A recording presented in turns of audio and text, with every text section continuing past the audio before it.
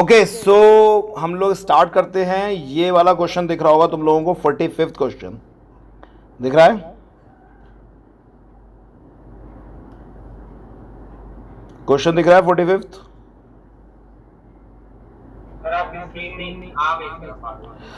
Okay so यहां से देखते हैं हम लोग। तो सपोज इस क्वेश्चन में क्या बोला गया है, हमारे पास चार मीडियम बनाए गए, मीडियम 1 2 3 एंड 1। ठीक है, तो ये तो मीडियम 1 है और नीचे भी मीडियम 1 है, तो ये तो पता ही होगा कि इनका रिफ्रैक्टिव इंडेक्स सेम होगा अगर सेम मीडियम है। तो इस क्वेश्चन में ये बोला गया है कि ये मीडियम 2 है और ये मीडियम 3 है। अब इसमें बोला गया है कि लाइट जो है वो डिफरेंट मीडियम से जा रही है, पास हो रही है, बहुत सारे मीडियम से लाइट पास हो रही है। ठीक है, और एक साइंटिस्ट ने एक बात नोट करी इसमें कि 1 इक्वल्स टू 3 है, यानी ये 1 एंगल जो है, ये 1 एंगल जो है वो 3 के बराबर है।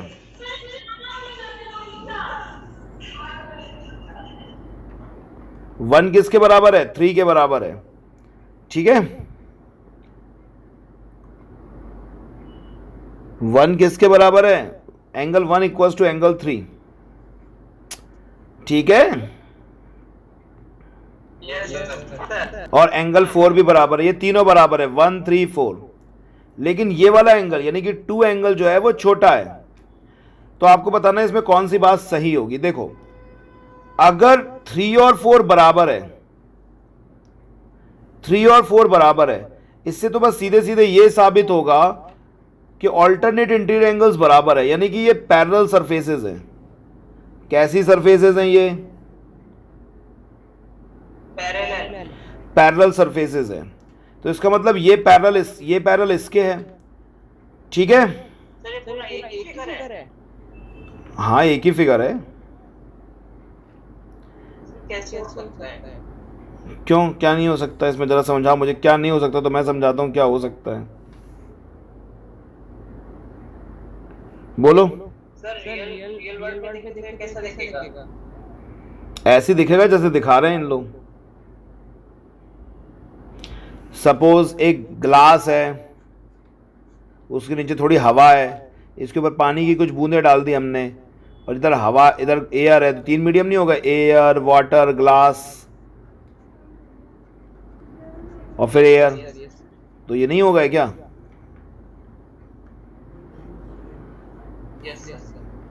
चलो आगे बात करें हम लोग। तो इसमें यह दिया हुआ है कि जो 3 है वो 4 के बराबर है। 3 किसके बराबर है? 4 के बराबर है। और ये मीडियम 1 है, ये मीडियम 1 है दोनों। अगर 3 4 के बराबर है, इसका मतलब ये कैसी लाइन से? पैरेलल लाइन से। ठीक है, यस सर।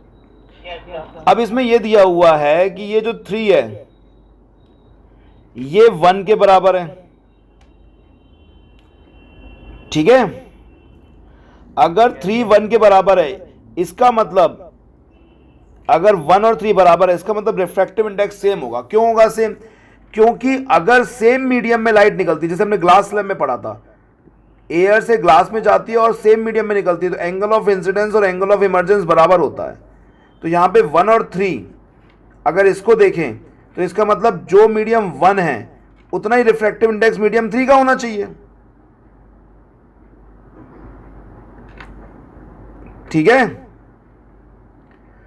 मीडियम 1 का और 3 का रिफ्रैक्टिव इंडेक्स सेम होना चाहिए, क्योंकि angle of incidence angle of emergence के बराबर होगा। ये बराबर है ना, ये 1 और 3। ठीक, अब इसमें ये बोला गया है कि जो 2 वाला है, 2 वाला ये छोटा है 1 से, तो इसका मतलब ये डेंसर मीडियम रहा होगा।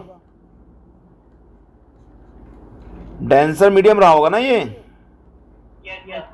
तभी तो एंगल छोटा हो गया। रेयर से डेंसर जाती है टुवर्ड्स नॉर्मल मुड़ती ना लाइट। ठीक है, तो इसका ऑप्शन हो जाएगा डी। मीडियम 1 और 3 are essentially the same medium, but medium 2 is denser than 1 and 3। Okay, the refractive index of flint glass is 1.65। Flint glass का रिफ्रैक्टिव इंडेक्स दिया, आपको बस ये याद रखना है, ग्लास है उसका रिफ्रैक्टिव इंडेक्स दिया 1.65 और अल्कोहल का 1.36, मतलब ग्लास का रिफ्रैक्टिव इंडेक्स ज़्यादा है और अल्कोहल का कम है। आपको बताना है what is the refractive index of flint glass with respect to alcohol. तो इसका हमने फॉर्मूला पता है। अगर हमें refractive index of glass with respect to alcohol निकालना है, इसको मैं अल्कोहल लिख देता हूँ, नहीं तो ए का मतलब वो भी होता है क्या, एयर। तो refractive index of flint glass with respect to alcohol, इसको ऐसे लिखते हैं हम लोग, ठीक है। और इसका फॉर्मूला होता है mu G upon mu alcohol. याद है 1 म्यू 2 को अपन क्या लिख सकते हैं, म्यू 2 अपॉन म्यू 1, ठीक है। तो ग्लास का दिया हुआ है अपन को 1.65, अल्कोहल का दिया है 1.36, इसको डिवाइड करना है बस केवल। अब इसका डिवीज़न डेफिनेटली 1 से थोड़ा ज़्यादा आएगा, पर ये तो सभी 1 से ज़्यादा ही हैं, सॉल्व ही करना पड़ेगा। 6 9 10, 3 से नहीं जाएगा ये तो 3 से चला जाएगा, ये नहीं जाएगा। ये खतरनाक काम कर दिया इन्होंने। 136, 46, 56, 66, 29,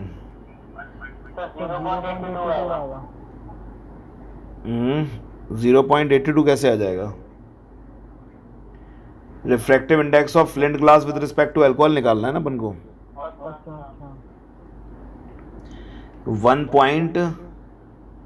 ये कुछ 2 टाइम्स चला जाएगा, 2 टाइम्स 135 का डबल होता है 270, तो कुछ 2 टाइम्स चला जाएगा, मतलब आंसर बी आ जाएगा, ठीक है ना। पूरा सॉल्व नहीं किया अपन ने, यहीं तक कर लिया, ठीक है।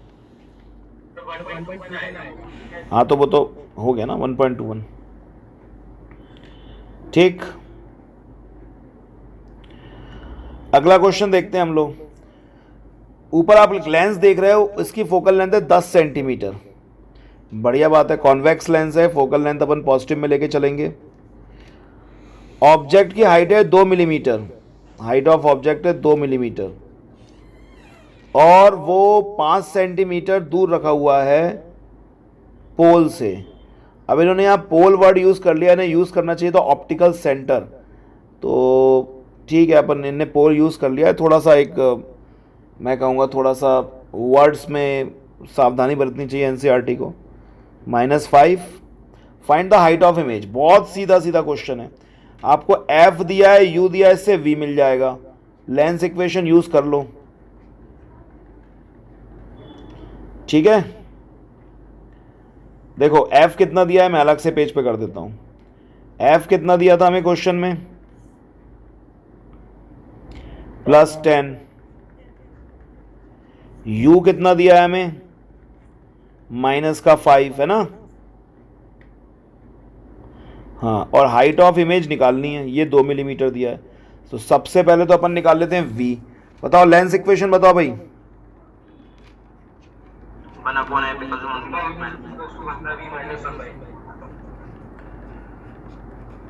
u कितना है, -5, ये इधर जाके ये प्लस हो गया, प्लस वापस जाके माइनस हो गया, तो 1/v इक्वल्स टू हो गया 1/10 -1/5, 5 10 का एलसीएम 10, 10 1 जा 10, 5 2 जा 10, तो माइनस का 1/10 आ जाएगा। पोल और फोकस के बीच में रखा है क्या ऑब्जेक्ट, हाँ। सो v इक्वल्स टू -10 सेंटीमीटर, ठीक है। यहां तक बात समझ में आ गई। अब मैग्निफिकेशन का फॉर्मूला क्या होता है बताओ मुझे, मैग्निफिकेशन क्या होता है। So magnification is given by HI/HO। आज तो आवाज सही आ रही है, कल तो मैंने चेक किया था आवाज गलत आ रही थी, मैंने देखा चेक किया बाद में, ठीक है। अब हाइट ऑफ इमेज हमें निकालना है, यहाँ पे हाइट ऑफ ऑब्जेक्ट है प्लस का 2 मिलीमीटर। अच्छा ये एक सेकेंड, यहाँ पे फॉर्मूले में प्लस आएगा, ठीक है। ये फॉर्मूले में प्लस आएगा ना, लेंस का फॉर्मूला है मैग्निफिकेशन का। v की जगह हम रखेंगे, v की जगह रखेंगे -10 और u की जगह रखेंगे हम लोग -5। तो इसको अगर हम सॉल्व करें तो ये हो जाएगा 4 मिलीमीटर, लेकिन आंसर निगेटिव में अच्छा, आंसर पॉजिटिव में ही आएगा, वर्चुअल इरेक्ट इमेज बन रही है। ओके, तो आंसर है 4 मिलीमीटर इरेक्ट इमेज। इन्होंने कुछ दिया ही नहीं इरेक्ट, अपन सीधे सीधे लगाएंगे 4, 1 मिनट है, 4 सेंटीमीटर नहीं, 4 मिलीमीटर। ठीक है, ये चीज़ों का भी ध्यान रखना है कि कहीं गलती से मिलीमीटर की जगह सेंटीमीटर में आंसर ना लगा दें हम। वो चालाक बहुत होते हैं ये, कुछ ऑप्शन भी ऐसे बनाते हैं बच्चा गलती कर दे। एक केबल मैन्युफैक्चरिंग यूनिट टेस्ट कर रही है कुछ एलिमेंट को on the base of their physical property W, X, Y, Z, ये प्रॉपर्टीज़ हैं। नहीं, ये प्रॉपर्टी नहीं है, एलिमेंट के नाम है। अच्छा, ये मेलिएबल है, डक्टाइल है, इलेक्ट्रिकल कंडक्टिव है, हाई मेल्टिंग पॉइंट। बताओ ये क्या होगा? मेटल होगा? ये मेलिएबल डक्टाइल नहीं है, नॉन मेटल है। ये भी नॉन मेटल है। अब केबल बनाने वाली कंपनी तो क्या करती होगी, उसमें इलेक्ट्रिसिटी वगैरह ही कुछ पास हो रही होगी। तो पहली बात तो वो ऐसी चीज चाहेगी जो मेटेलिक हो, ठीक है, उसमें मेलिबिलिटी डक्टिलिटी की प्रॉपर्टी, तभी तो तार बन पाएंगे केबल के। और इलेक्ट्रिकल थर्मल कंडक्टिव हो, इलेक्ट्रिकल और थर्मल कंडक्टिव हो, ठीक है। तो कौन सी चीज को यूज किया जाएगा इसमें? इसमें यूज किया जाएगा केवल W को, बाकी चीज तो ये तो मेलिबल डक्टाइल है ही नहीं, और इसके संग प्रॉब्लम ये है कि इलेक्ट्रिकल कंडक्टिव नहीं है। इसमें सारी बढ़िया प्रॉपर्टी मिल रही है, तो W को यूज करेगी कंपनी। और इसमें पूछा कि डिस्कार्ड किसको करेगी, तो डिस्कार्ड करेगी, हटाएगी किसको, तो XYZ को। Now salt story, section C, case new Indian express 9 March का पेपर। Salt pans in Marakkanam, port town about 120 kilometre from Chennai, और the third largest producer of salt in Tamil Nadu. ठीक है, पेपर में ये रिपोर्ट आई है कि यहाँ पे थर्ड लार्जेस्ट प्रोड्यूसर है सॉल्ट का तमिलनाडु में। Separation of salt from water is a laborious process, बहुत बढ़िया बात। And salt obtained is used as raw material for the manufacture of various sodium compound. ठीक है, ये इंडियन एक्सप्रेस में छपी थी खबर। One such compound is sodium hydrogen carbonate used in baking as an antacid in soda acid fire extinguishers. ये कौन से कंपाउंड की बात चल रही है यहाँ पे? NaOH CO3 की, सोडियम हाइड्रोजन कार्बोनेट। ठीक है, तो यहाँ पर ये बोला गया है कि एक सॉल्ट है, और सॉल्ट से separation of salt from water, salt हम लोग निकाल रहे हैं वाटर से, और सॉल्ट को रॉ मटेरियल की तरह यूज़ कर रहे हैं वेरियस सोडियम कंपाउंड बनाने के लिए, और एक कंपाउंड इनमें से बना रहे हैं NaHCO3। अब इसमें यह दिया है टेबल में कि sodium chloride, magnesium sulphate, calcium sulphate, calcium carbonate, इन सब के फॉर्मूले भी दिए हुए हैं हमें, जैसे हमें पता ही ना हो। और साथ में इन्होंने ये बोला है कि सोडियम कितना सॉलिड मौजूद है इसमें पर ग्राम में। अच्छा, पर ग्राम में कितना ये मौजूद होगा। ठीक, तो ये टोटल इतना सॉल्ट आपको मिला। ठीक है, बढ़िया बात। क्वेश्चन क्या है तो? अच्छा, क्वेश्चन अलग अलग पूछे गए, बहुत सारे क्वेश्चन हैं इसमें। सर ऐप नहीं चल रहा, वेब पे भी लॉगिन नहीं हो पा रहा। अरे क्या नहीं ऐप चल रहा मतलब? पता नहीं, ऐप जैसे स्टार्ट किया उसमें बोल रहे थे कि कुछ इशू आ रखा है। चल जाएगा, वो ऐप वाले हैं, कुछ ना कुछ चलते रहते हैं उनका, मैं बोल दूंगा ऐप वालों को। अगर आज का पेपर नहीं हो पाएगा तो मैं बता देना, मैं कल कर दूंगा उस पेपर को पोस्टपोन। ठीक है, अब रात में कहाँ फ़ोन लगाऊंगा मैं। अच्छा, तो ये पूछा गया है कि इस टेबल में से कौन सा एसिड कार्बन डाइऑक्साइड रिलीज करेगा। तो भाई कार्बन डाइऑक्साइड को रिलीज़ करवाना है हमें, तो कार्बन डाइऑक्साइड तो कहाँ से रिलीज़ होगा? जिसमें CO2 हो, ये होगा CaCO3। CO3 रिलीज कर सकता है कार्बन डाइऑक्साइड। ठीक है, यस सर। तो आप कैसे कर सकता है? ये एसिड के साथ रिएक्ट करेगा, कोई भी एक एसिड ले लो, एक रिएक्शन बताओ इसकी, कोई सी भी एक रिएक्शन बता दो, कोई सा भी एसिड ले लो, HCl ही ले लो चलो। तो क्या बनेगा ये CaCl2 calcium chloride plus H2CO3 जो कि वापस टूट जाएगा H2 और CO2 में। ये हम लोगों ने चैप्टर में पढ़ा था एसिड बेस सॉल्ट में रिएक्शन, याद करो। मेटल कार्बोनेट और मेटल हाइड्रोजन कार्बोनेट के साथ रिएक्शन हुआ करती थी, याद आया? अच्छा, अगला क्वेश्चन पूछा गया है, how many gram of magnesium sulphate are present in 135 gram of sodium left by evaporation of sea water. कितना मैग्नीशियम सल्फेट, क्या? मुझे भी तो कर लेने दो, तुम लोग तो करे बैठे हो शायद सैंपल पेपर, मुझे भी कर लेने दो। मैग्नीशियम सल्फेट कितना प्रेजेंट होगा 135 gram sodium left evaporation of sea water. अच्छा तो ये अपने, अच्छा 45 ग्राम हमें सॉल्ट मिलता है और उस सॉल्ट में ये डिफरेंट तरह के सॉल्ट मिलते हैं। अच्छा NaCl इतना मिलता है, ये इतना मिलता है, ये इतना मिलता है। तो इनने किसका पूछा है अमाउंट?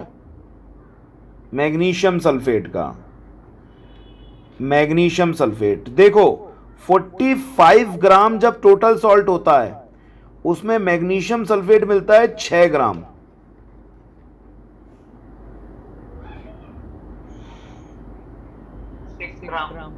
नहीं,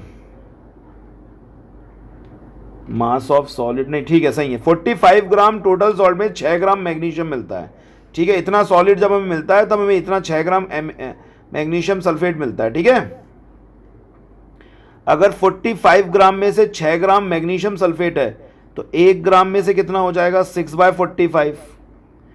और इनने कितना पूछा है 135 ग्राम में से, तो ये हो जाएगा 6/45 इंटू 135। ये तो मैथ्स चल रही है केमिस्ट्री में। तो 45 1 जा 45, ये मेरे ख्याल से 3 टाइम्स जाएगा, 18 आएगा ना आंसर। 18 ग्राम। क्वेश्चन समझ में आया? बढ़िया तरीके से पूछा है उन्होंने क्वेश्चन, समझ में आया? फिर से बता दूं क्या? फिर से बताऊं? फिर से बताऊं क्या? आ गया? What is the saturated solution of sodium chloride called? Brine. इसमें क्या दिक्कत है? ये तो अपन बात कर ही चुके हैं कई बार, ब्राइन नमक का घोल, ठीक है। अगला है what is the pH of acid which is used in the formation of common salt. उस एसिड का pH क्या होगा जो कि कॉमन सॉल्ट बनाने में यूज करते हैं? तो 1 to 3। HCl का pH की बात हो रही है, लगभग 2 के आसपास होता है, 1 to 3 लिख दिया उन्होंने, ठीक है। इसी से बनता है कॉमन सॉल्ट, HCl से, हाइड्रोक्लोरिक एसिड से, ठीक।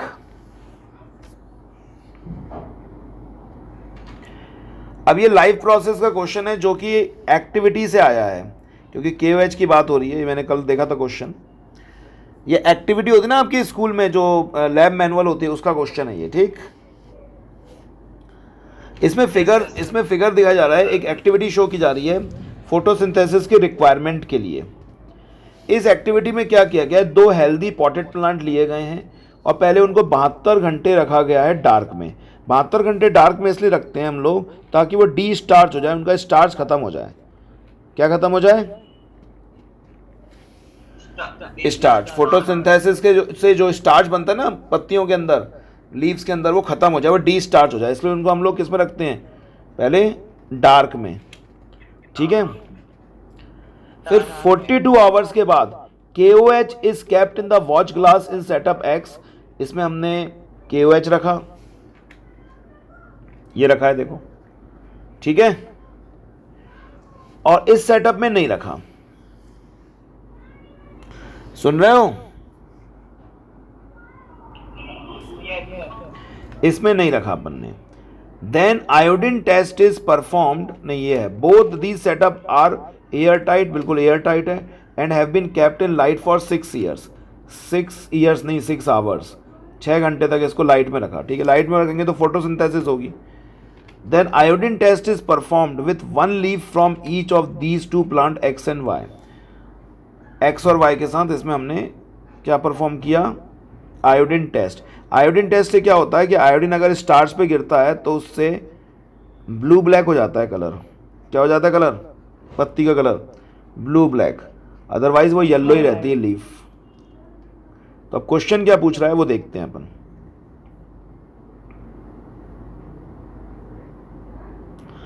एक मिनट रुको, क्वेश्चन क्या है वो देखना है अब अपन को।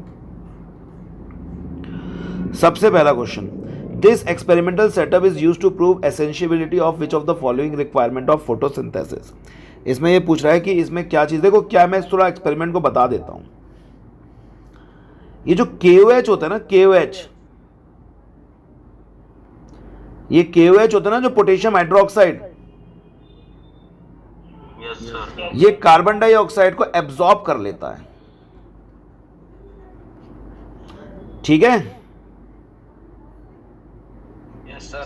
तो यहां पर तो कार्बन डाइऑक्साइड होगी नहीं, यहां पे तो कार्बन डाइऑक्साइड होगी नहीं, क्योंकि पूरा किसने एब्जॉर्ब कर लिया होगा? KOH ने। सुन रहे हो? Yes sir. तो जब यहां पे कार्बन डाइऑक्साइड नहीं होगी तो क्या यहां पे फोटोसिंथेसिस हो पाएगी? फोटोसिंथेसिस के लिए क्या चाहिए होता है? कार्बन डाइऑक्साइड और वाटर दोनों ही चाहिए होता है। तो क्या यहां फोटोसिंथेसिस होगी कि इसकी पत्तियां पीली पड़ जाएंगी, येलो रहेंगी इसकी, और यहां पे क्या होगी? ग्रीन लीव्स होंगी यहां पे। ठीक है, क्योंकि यहां पे CO2 है, KOH नहीं है ना यहां पे। Yes sir. तो ये एक्सपेरिमेंट में क्या पूछा जा रहा है? इसमें यहां पे कार्बन डाइऑक्साइड के बारे में बात की जा रही है। तो करते क्या है इसमें हम लोग, कार्बन डाइऑक्साइड कौन एब्जॉर्ब कर लेता है? KOH। तो इसमें क्या होगा कि जब आप इसमें आयोडीन की बूंदें डालोगे, इसमें दोनों पे आयोडीन की बूंदें डालते हो, ये लैब मैनुअल का क्वेश्चन है, आयोडीन की बूंदें डालते हो तो यहां पे कलर जो है ना वो ब्लू ब्लैक हो जाएगा, क्योंकि यहां फोटोसिंथेसिस हुई है, जबकि यहां फोटोसिंथेसिस नहीं हो पाई तो ये कलर येलो बना रहेगा। ठीक है, मैं फिर से बताऊं क्या?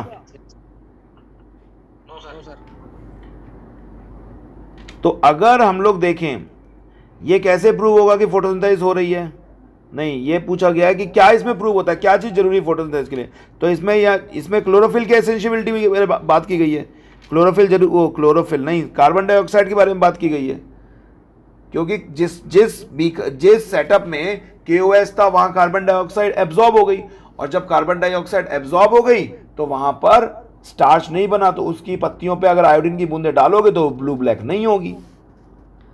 ठीक है, अगला क्वेश्चन देखो, यही पूछ लिया, फंक्शन ऑफ KOH क्या होता है? KOH का function is to absorb carbon dioxide. Which of the following statement show the correct result of iodine test? ले यही पूछ लिया, आयोडीन टेस्ट का क्या रिजल्ट होगा? तो Y वाली पत्ती तो ब्लू ब्लैक हो जाएगी, उसकी येलो बनी रहेगी। Blue black colour would be obtained, yes B सही है। ठीक है, ठीक है, बोला तो करो यार। ओके, अगले क्वेश्चन में ये बोला गया है कि विच of the following steps can be followed for making the apparatus air tight. Air tight बनाने के लिए हम इसको क्या करें? इसको placing the plants on glass plate. ठीक है, ग्लास प्लेट में रख दिया हमने, बढ़िया। Using a suction pump, suction pump क्यों लगाना है इसमें? अप्लाइंग एसिलिन टू सील, ग्लिसरीन आना चाहिए, ये एसिलिन भी कुछ सील कर दिया है बॉटम तो। ठीक है, क्रिएटिंग वैक्यूम, वैक्यूम नहीं करना यहाँ पे, वैक्यूम नहीं करना, कार्बन डाइऑक्साइड तो छोड़नी है वहाँ पे, तभी तो पता करेंगे उसके बारे में। इसमें ये आंसर आ जाएगा, एक तो ग्लास प्लेट पे रखा है हमने प्लांट को, और एक उसमें हमने क्या कर दिया, उसको एयर टाइट कर दिया है, सील कर दिया है उसको। 1 और 3 वाला कौन सा है? C आ जाएगा इसका। ठीक है, हमें वैक्यूम क्रिएट नहीं करना है, याद रखना, वैक्यूम नहीं बनाना है, एयर टाइट कर रहे हैं, वैक्यूम नहीं करना है, क्योंकि ये तो हमें चेक ही करना है ना CO2 का क्या फायदा होता है। CO2 से मतलब CO2 से फोटोसिंथेसिस होती है कि नहीं होती, यही तो देखना है अपन को। ठीक है, अगला है Noor, a young student was trying to demonstrate some properties of light in her science project work। She keeps X inside the box as shown in figure and with the help of, क्या है question, क्या है, ये नूर है, young student है, was trying to demonstrate some properties of light in science project experiment. उसने कुछ box के अंदर कुछ रखा है, एक्स, अच्छा कुछ रखा है, अच्छा एज शोन इन फिगर भी लिखा है, बॉक्स के अंदर कुछ रख दिया है, अच्छा ये रखा है, ठीक है। अब फिर क्या हो रहा है, एक मिनट पेन ले लूं, okay. And with the help of, मेरा शायद कैमरा ऑन हो गया, मेरे बाल दिख रहे हैं, ये ऑफ कैसे होगा,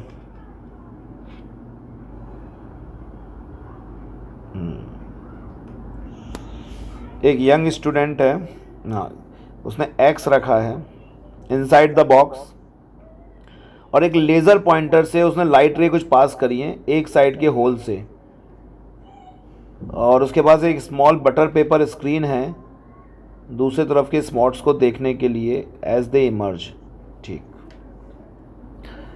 ये बनाए, इस तरह का कुछ एक्सपेरिमेंट कर रही है ये तो एक ग्लास स्लैब वाला एक्सपेरिमेंट लग रहा है मुझे, ये ग्लास स्लैब है, जितने एंगल से लाइट जाएगी उतने से निकलेगी, उसी के बारे में बात कर रहे हैं। What could be the X that she placed inside the box to make the rays behave as shown? बताओ उसने क्या रखा होगा, तो इसने ये रखा होगा पैरेलल साइडेड ग्लास ब्लॉक, ठीक है, ग्लास वाला एक्सपेरिमेंट है और कुछ नई चीज थोड़ी ना है ये, ओके। सर आपकी आवाज नहीं आ रही, क्यों आवाज क्यों नहीं आ रही मेरी, क्या कह रही है मेरी आवाज, हेलो, आ रही है सर, आप कह रहे हो कट कट के आवाज आ रही है, कट कट के, she measured the angle of incidence for both the rays, इसने दोनों एंगल के, इसके एंगल ऑफ इंसिडेंस मेजर कर लिए और ये एंगल थे लगभग 48.6 डिग्री, ठीक है। She knows the refractive index of material,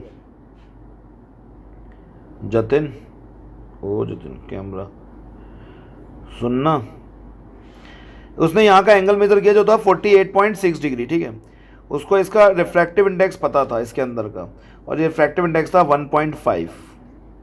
what will be the approximate value of angle of refraction, ओ कितना गंदा काम करवा रहे हैं अपन से, अच्छा नीचे दिया है, अच्छा कुछ दिया है नीचे नीचे नीचे कुछ दिया है, कुछ दिया है, ये दिया है ना, ओके। तो म्यू का फॉर्मूला क्या होता है, sine i upon sine R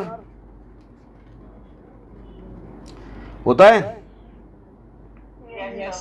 mu है 1.5, साइन आई मतलब साइन 48.6 और साइन आर निकालना है हमें, और इन्होंने 48.6 दिया है 0.75, 1.5 को लिख लो 3/2, 0.75 को अपन लिख सकते हैं 3/4,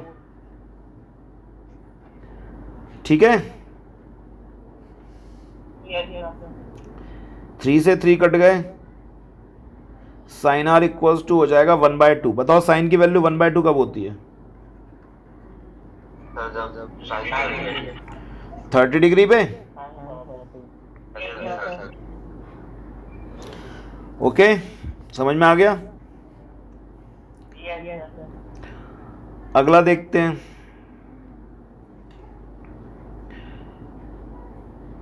अब उसके फ्रेंड ने कुछ ऑब्जर्वेशन देखे कि glass is optically rare than air, कैसी फ्रेंड है, गंदी बातें करती है, air and glass allow light to pass through them with the same velocity, सब सारे ऑब्जर्वेशन गलत हैं उसके फ्रेंड के, air is optically rare than glass.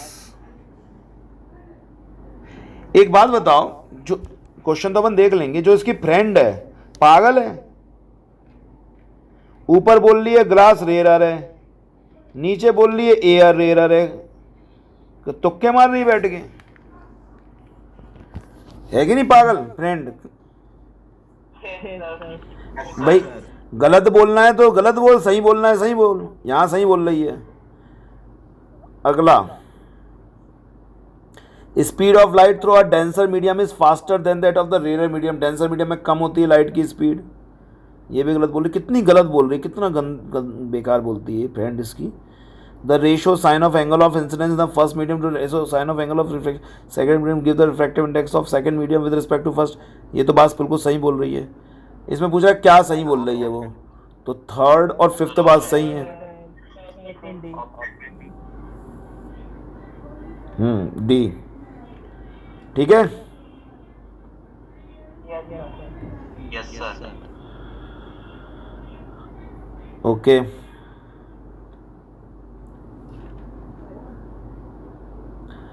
if the object inside the box,